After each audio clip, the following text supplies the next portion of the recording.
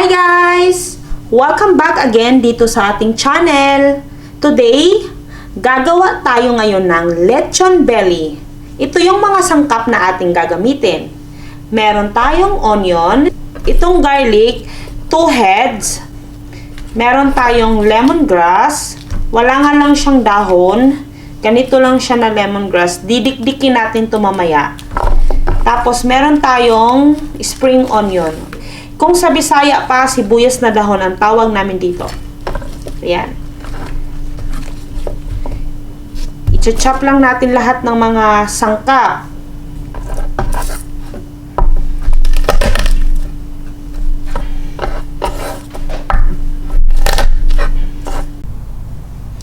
Ayan na, napisat-pisat na. Tatanggalin natin yung balat.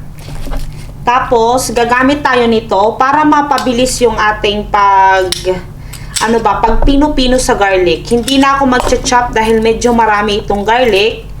Matatagalan ako guys, kaya gagamit ako nito para mas mabilis.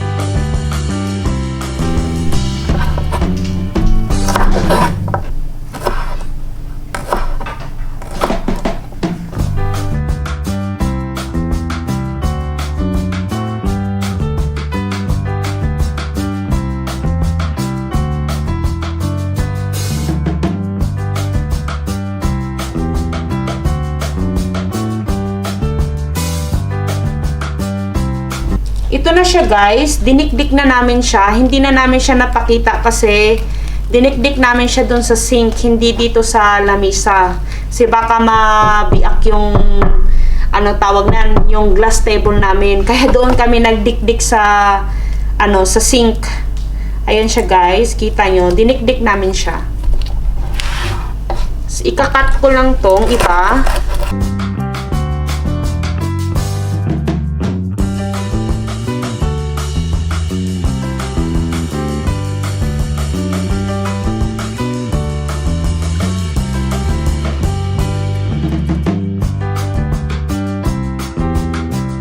Ito, ilalagay natin siya sa gitna ng pork belly. Mamaya, ipapakita ko sa inyo guys. Itabi muna natin siya. Tapos ito din, ilalagay ko rin to sa gitna ng pork belly. Ito. Hiniwa-hiwaan ko siya guys. Ganito lang siya. Pero ito, optional lang to. Hindi ko siya inabot sa skin. Yung laman lang talaga. Ang purpose kasi nito guys, yung ingredients ba, mapunta siya sa pinakailalim. Kung ayaw nyo nang may hiwa-hiwa, huwag nyo nang gayahin. Depende sa inyo yan. Ulitin ko, optional lang po ito.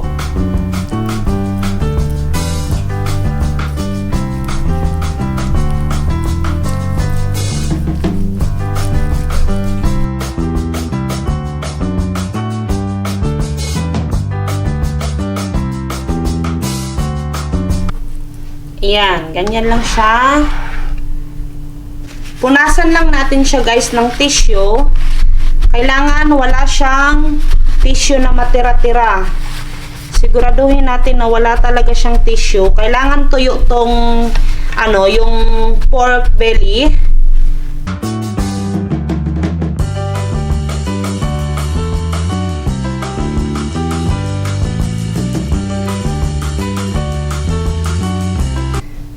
Tapos, ito na yung ingredients natin.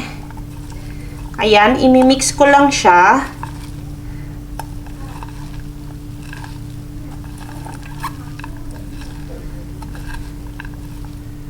Ito na yung bawang, sibuyas, spring onion, at yung tanglad.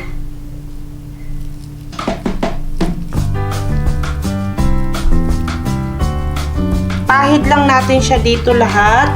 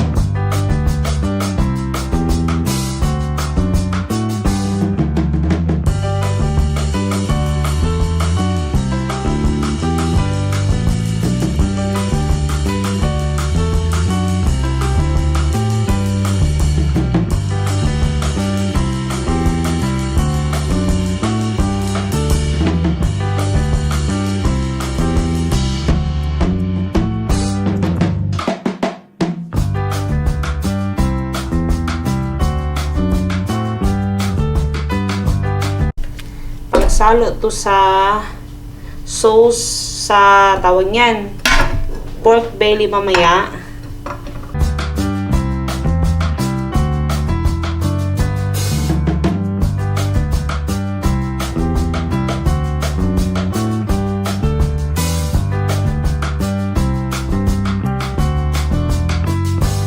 Naka-preheat na pala tong oven namin ng maximum 240 degrees Celsius. Mamaya guys, ipapakita ko. Tapos iluluko na siya ngayon sa 150 degrees Celsius.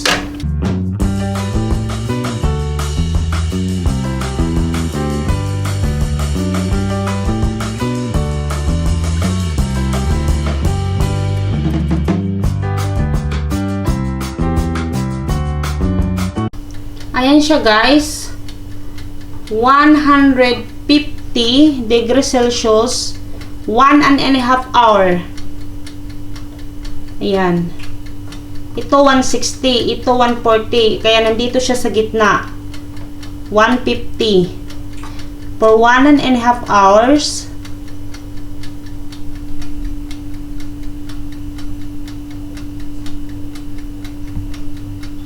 One eternity later. Iikutin namin yan Tapos, ilalagay natin siya sa 220 degrees Celsius mamaya after natin tong ikutin.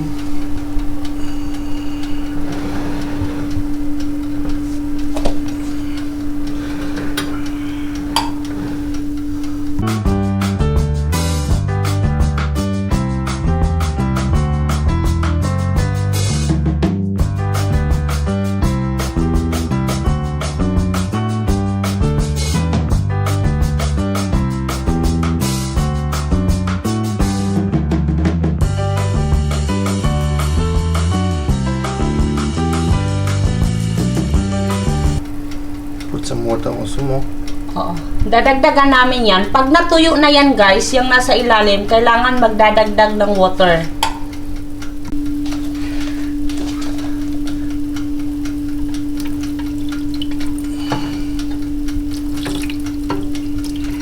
Enough, baby.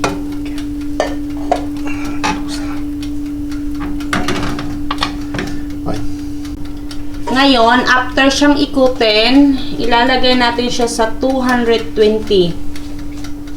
1.5 hour again. Ayan. 90 minutes.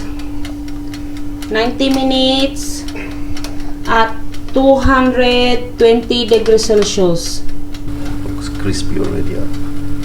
Wow.